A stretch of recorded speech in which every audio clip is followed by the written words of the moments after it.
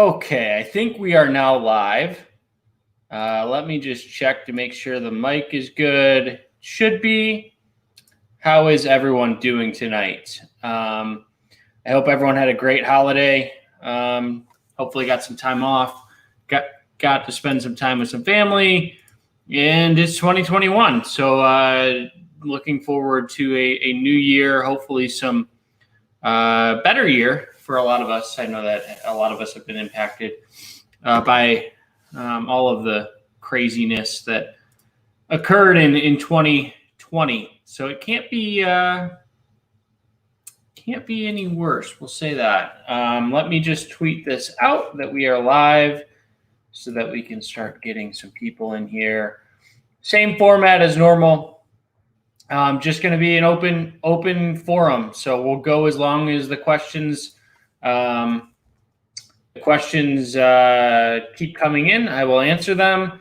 If you have week 17 questions, sure. For season long, we can certainly talk about those. But as I think most of you guys know, I am more of a DFS player, although I do play in about a dozen season-long leagues, none of which have a week 17 finish. Live for the week 17 DFS Q&A.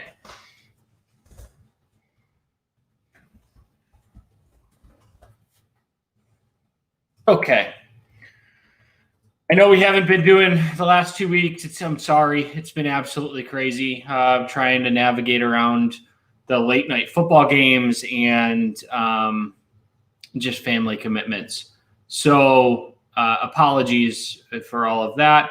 If you want our deep dive thoughts, we did do a week 17 power grid, which I will put in the chat. And I highly encourage everyone to go and check it out if you don't already. That is myself, John Lee, Phil Alexander, and Austin Lee over at Football Guys. And spend about an hour. What did this video go? Hour and a little over an hour this week, I think. So hour and 6 minutes this week. It is probably one of my favorite listen backs, just because there are things that as I'm recording that those guys make reference of that I just haven't actually caught. So highly encourage that after the show tomorrow, whenever. And if you do like it, give it a thumbs up. Same with this video. Give this one a thumbs up if I'm helping at all. I don't know that I am, but I'm certainly trying. So we'll put it that way. Anyway, okay, so let's jump into some questions. I think the biggest one on everyone's mind is Ty Montgomery. And look, it's probably very similar to it's like a minor league version of what they're going to run, what they normally would run. So Montgomery sort of fits that Alvin Kamara role. Is he as good as Kamara? Absolutely not. He's a limited back, but he's going to get catches. Certainly out of the backfield with no Michael Thomas, no Alvin Kamara. Really all they have is Emmanuel Sanders, and he's not shown that he can consistently be the number one guy after tearing his Achilles. Was that last year or 2 years ago? It's been inconsistent is what I'm trying to say. Tony Jones Jr. is interesting if you have, for some reason, desperation in a week 17 final. Bigger back, I think he's 5'10", 230, something like that. He's going to play more of the Latavius Murray role. So more of the short yardage, under center type stuff. But Montgomery, I think he gets 12 to 15 touches. I think he's cash game viable. In a GPP format, he's going to be incredibly popular. So I don't know that that's a bad move. Let me see what I have him at for roster percentages. Let's see, Montgomery. So currently in my roster percentage, I have him about 40% rostered. So he's going to be by far the most popular play. He's minimum price on FanDuel. He's close to that on DraftKings. I think he might be minimum price. I would go ahead and play him in cash for sure. On GPPs, it's a tougher decision. I'm not a guy who has 150 lineups and does all that craziness. I'll have like 5 or 10. So I'll probably have Ty Montgomery just because of the value that he brings. But I'm not going crazy with him, I guess. I don't have high expectations. It's mostly just the salary relief that he provides, which is incredibly helpful on this week. Low budget FanDuel Cash to Jam. I think Montgomery's a good play. Alexander Madison is the other guy. Those two are really where I'm starting in FanDuel Cash. Madison filling in for Dalvin Cook. And look, I mean, I think there was a perception of Madison. He was incredibly popular. What was that, week 7, 8, something like that against Atlanta. And he struggled. And the game script got away from them, and only 10 carries for 26 yards. But if we look at Alexander Madison, and I'm just pulling up my article right now where I talked a little bit about him, but he's averaging like 90 yards in his 3 games as a starter. So I think at 5,000, he is in a favorable, beyond favorable matchup going up against Detroit, who are one of the worst run defenses in football. So that's sort of where I would go. Talked a little bit about it. If you have more specific questions about Taysom Hill probably gets some red zone looks, but can you trust him if he was a tight end or if he was a non-quarterback, maybe, but no, not this week. Which DraftKings running back, Gordon, Drake, Hunt, or I think it says 2 pay down to? I think it's still to be determined. So Chase Edmonds, I don't know that we have a definitive answer either way, whether Chase Edmonds is going to play. If Chase Edmonds plays, I would go Melvin Gordon. Chase Edmonds is out, I would go Kenyon Drake, just because he'll get the vast majority of the touches. Arizona is also dealing with a lot of issues right now. So Larry Fitzgerald is out. Calvin Ridley is out, Christian Kirk is out because he tested positive for COVID-19. So they are sort of limited in that they only have Drake and D-Hop, and I guess Andy Isabella if you really wanted to count him, but look, I mean, this game, we'll talk, I'm sure someone will ask about John Walford, but this game could be a 14-10 low-scoring type game, but if Edmonds is out, I want Drake. Can you do a Minnesota stack? Sure. I love Justin Jefferson this week. The only question with the Minnesota stack is whether you believe that Detroit can keep it close enough. Because if it's 21-0 at the end of the first 20 minutes of the game, so into the middle of the second quarter, you might see some Mike Boone. You might see them. I don't know.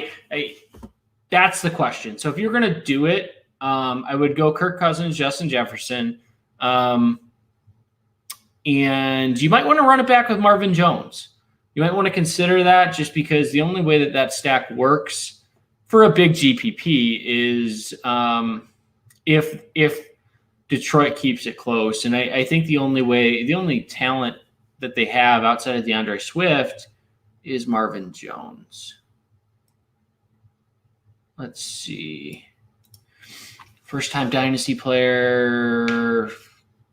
I'm not a dynasty player. Yeah, I would reach out to Dan Hendry on Twitter. Let me find his Twitter account. He does our trade value.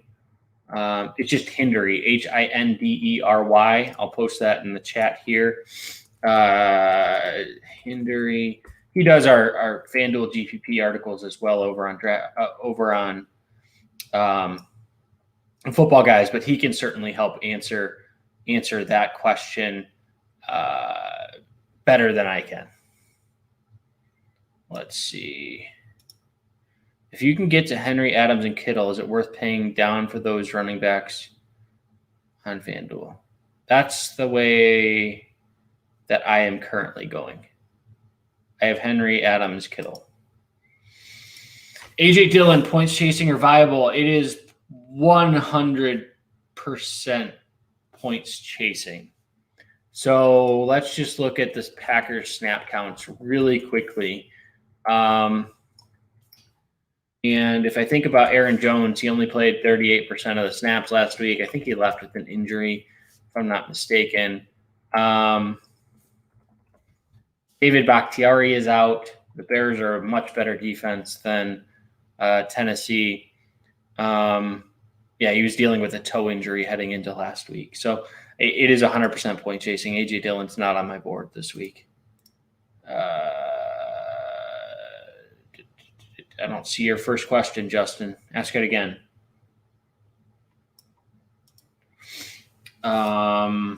Casey. So Kansas City, I'm avoiding completely. You could throw Darrell Williams in a GPP. Ty Johnson is my favorite of this group, unless Cam Akers is out. So if Cam Akers is out, Malcolm Brown is entirely cash game viable and is a pretty good GPP play as well. So the question you have to ask yourself is, how are the Rams going to move the ball? And it's not an easy answer. So if I think about the Rams in general, I think about John Walford is starting. Cooper Kupp is out. Robert Woods is there, but he will draw Patrick Peterson. So like Van Jefferson or Josh Reynolds, it's dicey. So I think it'll be a lot of checkdowns to the tight ends, into the running backs. That doesn't mean that I love them, but Malcolm Brown is a good enough value that I would consider them. Thanks, Kurt. I didn't know that I publicly announced that, but I must have mentioned it somewhere. We are expecting our first kid February 14th. I might have mentioned it on the last Q&A. Chenault or Judy in cash? I like LaVisca. I think that he's been more consistent. I don't know what the price difference is off the top of my head, but if I look at LaVisca, they're trying to get him the ball 5, 6, potentially even 7 times. Jerry Jeudy, he's had a rough year. I know statistically he's had an okay year, 716 yards. He's only scored 2 touchdowns. He had 15 targets last game. He only caught 6 of those. And the question is, he's certainly not going to have 15 again. And you have to think if all the drops that he had last week are starting to get to his head. So I would, for cash, I would go LaVisca. How do I feel about Sanders and cash? Emmanuel? He's fine. He's okay. Put it that way. Is Melvin Gordon cash game viable? He's borderline. I will say he's borderline. So I think it's, for me right now, it's guys I would have above Melvin Gordon. Let me just look at this really quickly. So Derrick Henry, obviously, I think if you want to go Henry, that's the first decision you should make when you're building lineups this week. Do you want Derrick Henry in your lineup? If the answer is yes, then you have 2 running backs to go with. To me, those guys are Alexander Mattison and Ty Montgomery. If the answer is no, and you say, okay, I'm going to go with Madison and Montgomery, and then your third guy, it largely depends. So I would say he's probably just on the outside looking in. The matchup's a good one. No Phillip Lindsay. The price is pretty good. But do I trust Melvin Gordon at 5,700? Once again, you're not going to have Derrick Henry, so you should have some salary relief. If Cam Akers is out, then Malcolm Brown is that third guy, and we're not even talking about this. But do I prefer DeAndre Swift slightly over Melvin Gordon? I think I do. Do I prefer Ezekiel Elliott slightly above Melvin Gordon? That's where it gets close. So I would have him 6th or 7th. No, 5th or 6th, assuming Cam Akers is out. So you could play him. He's just not a must play for me. Bench Deontay Johnson for Demarcus Robinson because of the Pittsburgh situation. Oh, I don't know that Kansas City situation is much better. I don't know, to be honest. Let me look at where I have these guys projected. My gut tells me that I would still play Deontay, but I need to check where my numbers are coming at. So give me one moment. DeMarcus, yeah, I would slightly, very slightly go Deontay Johnson. Matt, I don't know what you're talking about. So can you ask the question? And I can certainly. I've had a lot of conversations this week. Are we 100% sure Madison is going to get all the touches? No, he's not going to get all the touches, but all the touches are 30, right? So Dalvin Cook, 25 to 30 type guy. I anticipate something along the lines of a 75%, something like that. And the question is, are they really going to roll out Mike Boone? Like, I think he's a free agent after this year, so like they don't have anything invested in him. Amir Abdullah, maybe if they get behind, you could see a little bit of, but Madison's 22, and I think myself included, I thought he was a lot older than that. He's only in his second year, so I think that they still roll him out. I think he's still a guy who they believe in as a long-term answer. So I think that they're going to want to get the most evaluation of Madison as possible, because if he's not the second guy, then they need to go and do something in the offseason. So Mike Zimmer has never traditionally been a split running back type guy. I mean, he did it with Jerick McKinnon and Latavius Murray, but those are limited running backs. I think Madison is capable of being an every down back, and I think they're going to give him that chance this week. Thoughts on Mike Williams in cash? Not for me. Do I like Austin Eckler against the Chiefs?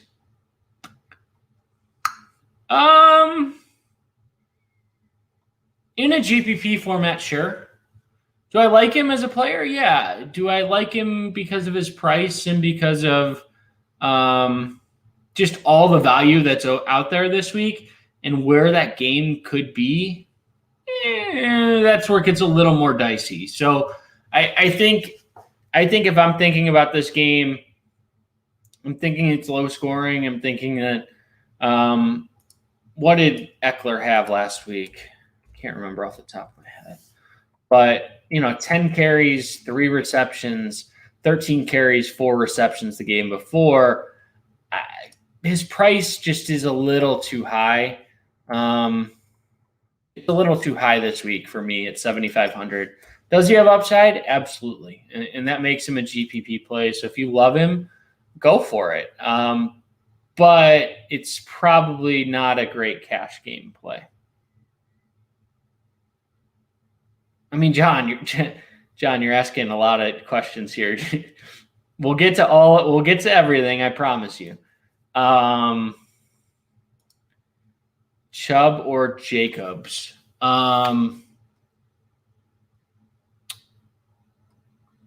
Chubb or Jacobs? Chubb or Jacobs? It's Nick Chubb.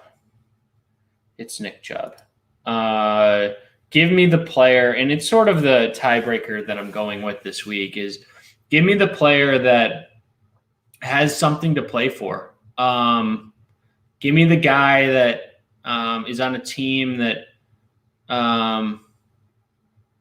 is fighting to win. So Chubb with no Cameron Hayward, no TJ Watt, how much are the Steelers wanting to win this game? I mean, I'm sure that they would want to win it, but at the same time, if they lose and things go right, they're likely playing the Browns again next week, which if I'm playing a team that would I rather play the Browns or would I rather play the Titans or the Colts? To me, I would rather play the Browns, and that's coming from a Browns fan. So I think the Browns are significantly worse than any of the viable teams,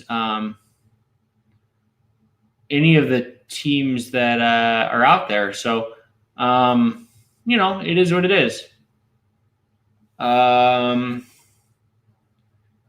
Favorite cash game quarterback with Henry and Adams. So I'm assuming you're asking to spend down and who my favorite spend down guy is. That would be Matt Ryan going up against Tampa Bay.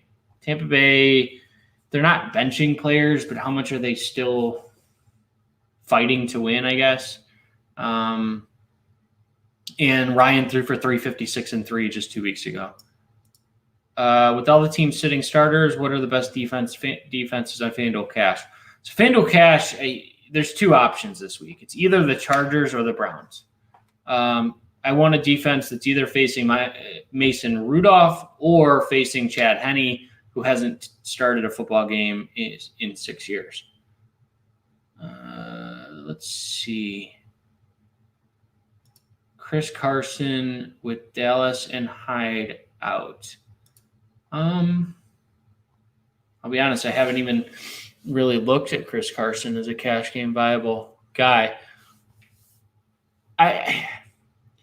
On a normal week, yeah, I think he could be. But I just love all the value this week. I mean, like I mentioned earlier, Malcolm Brown, Ty Montgomery, who else? Alexander Madison. I think Dare Ogunbowale is interesting. So there's a ton of different options this week. I will say that Madison's price on DraftKings is a little bit high, so he's not a must play there. FanDuel is an absolute must play. Yeah, I'm very glad that somebody trying to troll me. That's funny. I'm very glad that Michigan signed Harbaugh is trying to sign Harbaugh to a long-term extension. Anyway, what other questions we got? What other questions? I know it was sort of we didn't go the last 2 weeks, so we may not go as long this week. We only have 42 people here, but that's still pretty cool to see.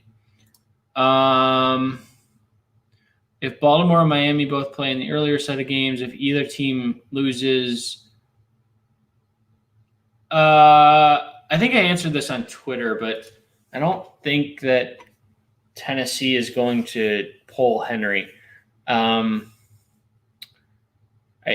still playing for the division, and that means a lot for a lot of different people, including the coaching staff. So typically they have significant bonus potential if they win the division, which is something I'm sure Mike Vrabel's wife isn't going to be too happy if he benches everyone. And a home field playoff game. So I don't see any way that they bench Henry if they do or decreases his workload. The only way and the only concern that may be a possibility is if they get out and they're up 21-0, 28-0, and the game is just sort of like what we saw at Brady last week, where the game was out of hand in the first half. But if that's the case, Derrick Henry is going to be a part of that. So They're playing to win. I think that's overthinking it a little bit. Is there any reason to play Darnold thinking he's going to be playing for a job probably elsewhere? No. I mean, I'm one of the biggest Sam Darnold fans out there. I think he deserves another shot. But they're just not set up in an offense that is designed for big passing games. And if you look at Bill Belichick and what he does to young quarterbacks, I think in the 2 starts that Darnold has had against the Patriots, he's averaging like 125 passing yards, something like that. So it's not a good situation, to be honest. Purposely waiting. Yeah, I think that's certainly one way to look at it. I don't really want too much exposure, I'll say, to guys that have nothing to play for. So, I will say there's essentially, what's the best way to put this? There's 3 different camps, and you have the teams that are that still have things to play for. I want to play those players. The teams that have been eliminated for a while, and they're just trying to play spoiler, or they're trying to get more film and more tape. I want those players as well. So players such as Vikings, players such as just trying to think through Falcons, Calvin Ridley and Matt Ryan, completely fine this week. Deshaun Watson, completely fine this week. They've been eliminated for a while. It's another game. They're not going to shut it down. The teams that I want to avoid are teams that have nothing to play for from a playoff perspective. So the Steelers, the Chiefs, those types of teams, but also the teams that have recently been eliminated, right? So they had a big push to get playoff potential. Eagles are the exact team I'm referring to. We don't have that many this year. Normally we have a couple, but the Eagles are just shutting it down. They made a push. They didn't make it. They're disappointed. They're not playing their guys this week. So the first 2 scenarios are the scenarios that I want to target. The last 2, I just don't want to play at all. Any love for Ty Johnson? Yeah, I like Ty Johnson a lot. The question is, what type of format do you play him in? On DraftKings, he could be cash viable. I think he's a guy who is cheap enough and is going to see a vast majority of the workload. I talked about it on the Power Grid, but this is essentially Ty Johnson's Super Bowl, right? So he gets an opportunity against the Patriots, and no LaMichael Pirine, no Frank Gore, coaching staff that loves to run the ball. He's going to be a guy who comes out and just tries to do everything he can against a team that is built to stop the pass. So I think Ty Johnson's in a pretty good spot this week. Dallas stacking. I wouldn't play Pollard. I think that's too many. If you want to stack them. But I think Elliott has a decent game this week.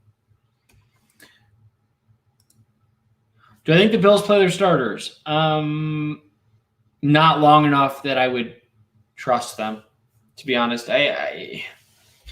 What's the point, right? So especially if Travis Kelce doesn't play, Stephon Diggs will win the receiving title. I just don't see any reason that Buffalo would play their starters this week. In my Viking stack, I like Jones for Detroit better than Swift. Yeah. Because the way that I'm thinking about that, and you can think about it 2 ways, but the way that Swift pays off is Detroit gets out to a lead. DeAndre Swift, they're running the ball, etc. Could they check it down to DeAndre Swift? I guess supposedly, presumably they could. But the way that I'm thinking about that stack is I I like Cousins. I like Jefferson. I think they get out to a 14, 21-point lead, and then there's garbage time. And who's going to get that garbage time? I think it's going to be a receiver. Could it be a dump? I mean, like I said, could it be DeAndre Swift? Yeah, it could be. But I don't like the wide receiver position nearly as much as the running back position this week. So there's other running backs that I like just as much as Swift. So that's sort of why I'm going that route. DK Cash, is Richie James worth a look? Yeah, I think so. I think he's in an okay spot this week. Is he a must play? No, but at 3,100, no Brandon Ayuk, no Deebo Samuel. I think it's Richie James, Kendrick Bourne, and George Kittle are their only 3 pass catchers that they have. So, Seattle, they're designed to stop the run. They've struggled. They've been better against the pass, but as of late, but I still think that they can get some workload. I love George Kittle this week. I think he's my top guy at the tight end position if you can afford him. FanDuel, it's a lot easier to afford him, but I know on DraftKings it's a little more difficult. But if you wanted to go Richie James, he has upside for sure.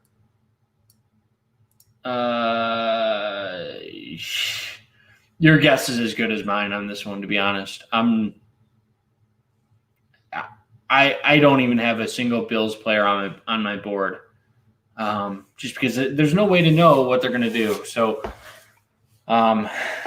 it's in a void completely for me. Carolina wideouts for DK Cash and a Saints-Panthers stack. So I love Curtis Samuel this week. I think that Curtis Samuel, with no Christian McCaffrey, with no Mike Davis, Rodney Smith will be the starting running back. But I expect Curtis Samuel, he had 7 carries last week. I expect he's going to have 5 to 10 again this week. But if you just look at the consistency of this guy, he's had 8 for 70, 5 for 72, 7 for 68, 4 for 42 against a very difficult Packers defense, but then 5 for 106 against Washington. So Samuel would be the guy. I think that they're going to try and get him heavily involved this week. He's not going to face Marshawn Lattimore, who's likely going to be against Robbie Anderson. So I would go Curtis Samuel. Fant or Gesicki? Fant. 3,100, Richie James or Dez, DK Cash. Or Richie James. Dez is, I don't know. Maybe I just don't believe in the player yet. 1 for 11 in a touchdown and 1 for 8 in a touchdown.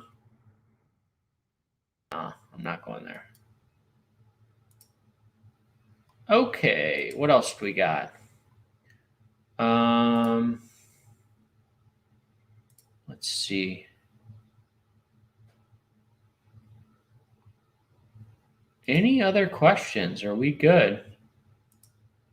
I will end it early, and I'll get back to watching the Texas A&M North Carolina game. So we'll go for 3 or 4 more minutes, but if there's no more questions, we can certainly wrap this up. I know people are still traveling, and I just appreciate everyone who joined today. So thank you all for joining. Anything else?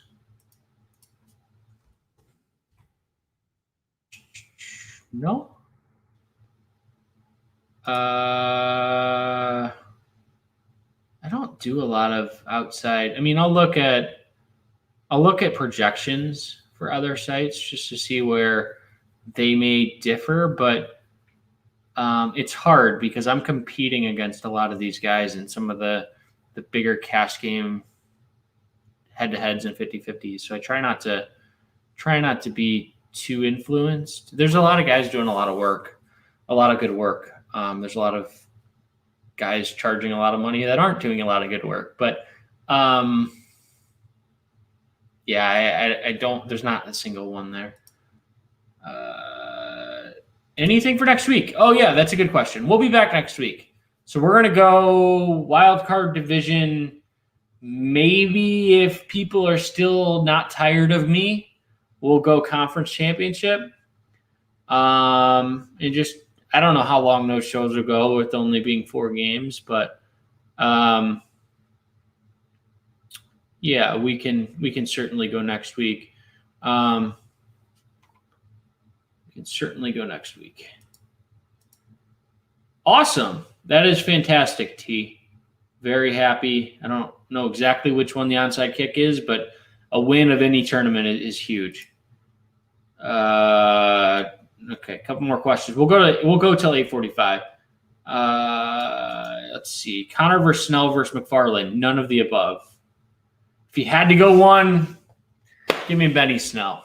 I mean, I don't know. Browns or Cards? Give me the Browns. Give me the Browns. I think that the Rams can just run the ball most of the game and sort of just win it that way or be competitive that way. Drew Lock or Chad Henne and Cash? Neither. If I had to choose one, it'd be Drew Lock, but I'm not. I don't really want either one of those. Thoughts on Mark Andrews? We haven't talked about Andrews yet. I love Kittle, so I prefer him, but Andrews is the guy in Baltimore. So if you want a GPP play, yeah, sure. Anyway, give this video a thumbs up if you haven't already. It helps this keep going. It helps get awareness so that we can keep growing this thing. So give it a thumbs up. If you haven't subscribed to the channel, it's completely free to do. I highly encourage it. You'll get to see all the other videos as soon as they pop up. Ring the bell notification or whatever the YouTubers say. I don't pretend to be a professional YouTuber, just a guy who knows a little bit about football or thinks he knows a little bit about football and works hard at it, but maybe I don't know anything. Anyway, so I appreciate all of you. We will be back next week. Thank you for everyone joining. And we will talk again next week. Have a good night, everyone, and happy 2021.